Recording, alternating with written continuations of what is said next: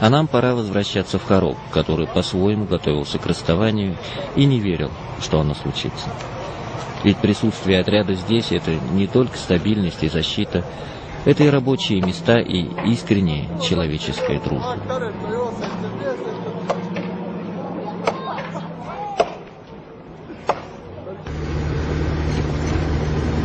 Сегодня последнюю колонну провожали. Вчера последнее дежурство. Сегодня последняя колонна. Жалко расставаться. Царанги добавишь, да? Значит, судьба Бадахшана. Ладно, иди. Спасибо. Ну, мы надеемся на лучшего. Может, скоро опять российские войска будут у нас в Бадахшане. Это какое-то чудо должно произойти. Да. Но по религии говорят, он будет, опять будет российский. Опять Россия придет. Потому что сами близкие родственники памирцам эти русские религии. Иса и Муса, они братья. Вот от них появились русские и памирцы. Да. Может быть, эта простая вера помогала и строителям до последнего дня, работавшим на восстановлении православного храма в Харокском отряде.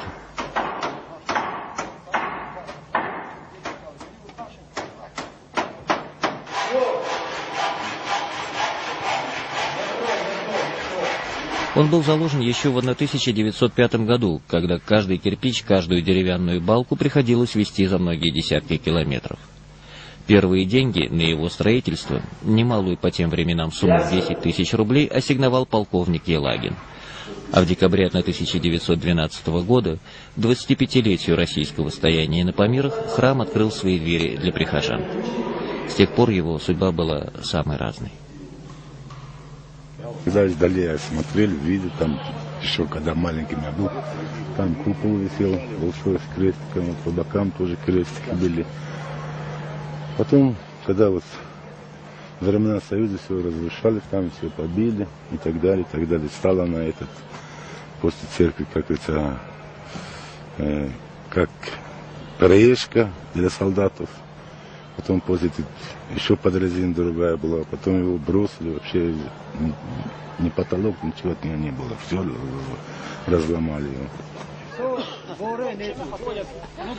Вот и настал день расставания. Сухим языком цифр. На Памирском участке передано почти 900 километров госграницы, 22 заставы, 3 пункта пропуска со всей инфраструктурой. Но есть и то, что вряд ли поддается учету.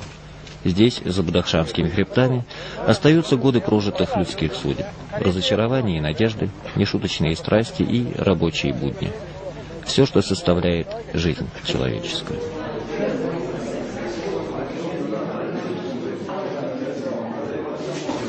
Вы знаете, я просто 15 лет в армии служу, и 9 лет служила в Хароке. У меня никогда не было такого коллектива, как именно в Хароке. У меня не было таких друзей, как в Хароке. И вообще я привыкла к Таджикистану. Жалко уезжать. И неизвестность очень сильно страшит нас. Что будет дальше? Харок, наверное, никогда мы Харок не забудем. Это будет, наверное, может быть, для кого-то там Памир, Харок, что-то, там горы, там тяжело, воздух, что-то, ну, может быть, с плохим, с чем-то связано. Для нас будет, наверное, самое светлое, самое такое время, когда мы были все вместе. Нам было хорошо в Хароке.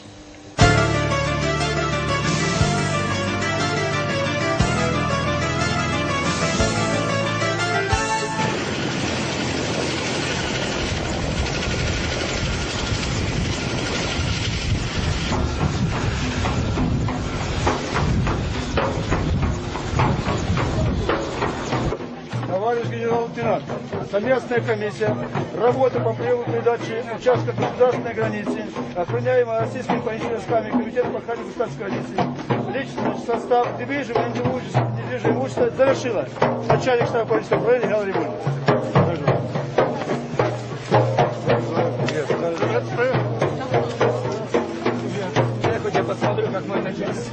В российских воинских уставах можно, пожалуй, найти ответ на любой вопрос, связанный со службой. Там обозначено все. От размеров солдатского котелка до полномочий командующего армией в крупных военных действиях. Но там нет ответа на вопрос, как проводить церемонию снятия государственного флага, если сражение не проиграно. Да и не было никакого сражения, а уходить приходится. Или это очередная улыбка истории? Охране государственной границы Республики Таджикистан, как южный рубеж стран Содружества независимых государств, был требованием времени. Сегодня, когда обстановка в регионе изменилась к лучшему, настало время поручить дело по охране государственной границы пограничникам Таджикистана. Тем более, образованная в годы независимости таджикская пограничная служба прошла большую школу на зрелость и в этом неоценимую помощь оказывали российские. Первый учитель был русский, первый инженер был на фамилии русский. И все, что мы сегодня имеем, все это дела рук русского великого народа. Вы были великий народ и останетесь для нас великим народом. Вы наши старшие братья были и останетесь. Мы никогда вас не забудем. И скажем вам добрый путь, наши товарищи, наши братья. Передаем охрану границы в руки таджикских пограничников. Я надеюсь, что эти руки будут достаточно сильными, достаточно надежными, чтобы надежно охранять рубежи своей Родины. Уважаемые ветераны, о том, что мы достойно будем нести дальше службу по охране государственной границы на этом важном государственном участке.